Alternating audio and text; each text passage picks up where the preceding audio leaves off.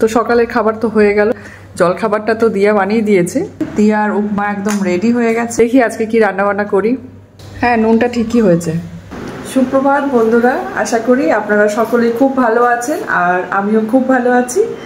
তো আজকে ব্লগটা শুরু করছি একেবারে সকালে ব্রেকফাস্ট বানানোর থেকে। তবে আজকে ব্রেকফাস্টটা দিয়াই বানাচ্ছে। চলুন দেখি দিয়া কি বানাচ্ছে ব্রেকফাস্টে। কি হচ্ছে আজকে ব্রেকফাস্টে? চিড়ের উপমা বানাচ্ছে আজকে দিয়া। তার জন্য এই যে সবজি কেটে নিয়েছে। এখানে আছে আলু, ক্যাপসিকাম, গাজর আর পেঁয়াজ। অনেক সবজি দিয়ে আজকে বানানো হবে, কারণ এমনি নর্মাল যদি চিড়ের উপমাটা বানানো হয় তো সেটা খেতে চায় না। এই যে চিড়েটাও ভিজিয়ে রেখেছে। এবার ও এই যে তেলের মধ্যে দিয়ে দিয়েছে গোটা জিরে ফোড়ন দিয়েছি, আর সবজিটা দেবে, দিয়ে তারপরে একটু নুন দিয়ে ঢেকে রাখবে। তারপর নামাবার আগে চিড়েটা দিয়ে নামিয়ে দেবে। তো চিড়ের উপমাটা আবার এমনি শুধু বাদাম দিয়ে করলে কেউ খেতে চায় না। এই যে সবজিগুলো সব দিয়ে দিয়েছে, আর নুন দিয়েছিস তো, নুনটাও দিয়ে দিয়েছে। তো চিড়ের উপমাটাতে না একটু সবজিটা যদি বেশি দেওয়া হয় সেক্ষেত্রে উপমাটা খেতে বেশ ভালো লাগে। আর এদিকে আমি তো রাত্রে সব বাসন ধুয়ে রেখেছিলাম, বাসনগুলো গোছাবো, রান্নাবান্না সব করবো। আর এখানে আবার একটু বাদামও ভেজে রেখেছি। এই যে বাদাম দিয়ে আর এই চিড়েটা দিয়ে করবে। আর ক্যাপসিকামটা পরে দেওয়া হবে, কারণ ক্যাপসিকামটা একটু পরে দিলেই ভালো লাগে খেতে। তো আলুটা ঢেকে দিয়ে, মানে সবজিগুলো ঢেকে দিয়ে, তাহলে তাড়াতাড়ি হয়ে যাবে, ভাজা হয়ে যায়। তারপরে এই যে চিড়েটা দিয়ে উপমাটা যখন তৈরি হবে তখন আবার আপনাদের সাথে শেয়ার করব।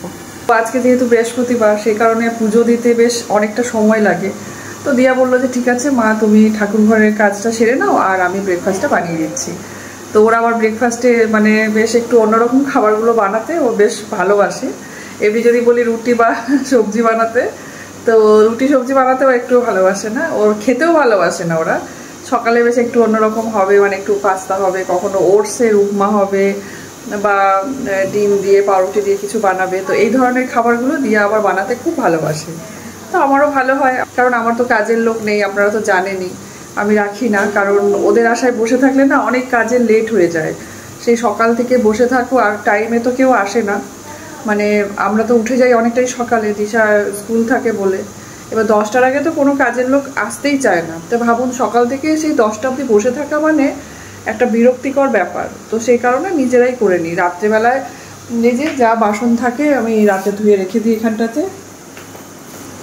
অল্পই থাকে বাসন। আর রান্না করতে করতে, কাজ করতে করতে বাসন ধোয়ার আমার হ্যাবিট, এমনিতেই গুছিয়ে নিই রান্নাঘর। খুব একটা প্রয়োজন হয় না, তবে হ্যাঁ ঘরটা মুছতে একটু কষ্ট হয়, অনেকটা বড় তো। মানে ডাইনিংয়ের যে এই যে প্যাসেজটা দেখতে পাচ্ছেন, ডাইনিংটা আমার অনেকটাই বড়।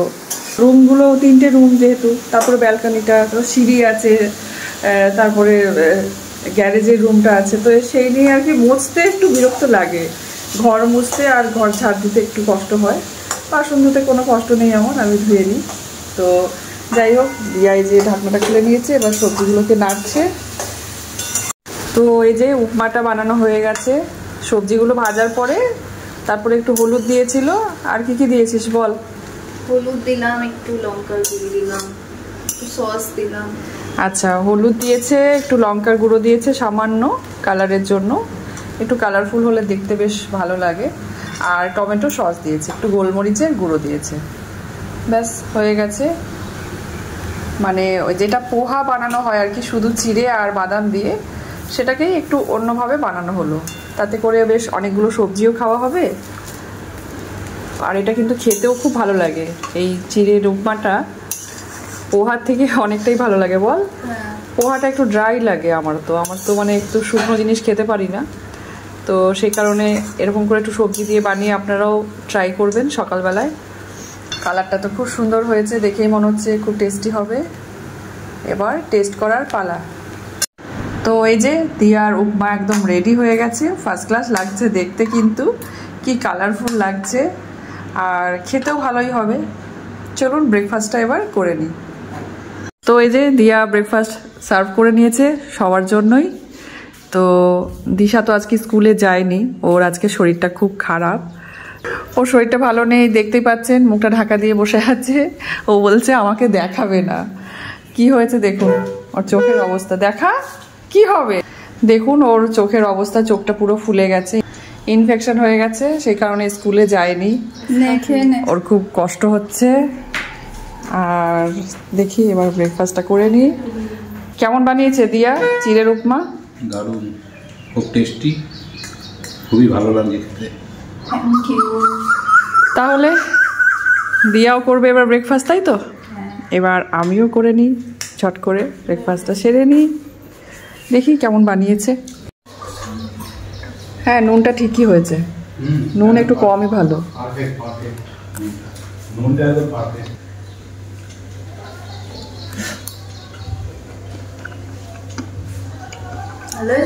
টেস্টি হয়েছে। এইসব খাবার চটজলদি বানিয়েও নেওয়া যায় আর খেতেও কিন্তু খুব ভালো লাগে।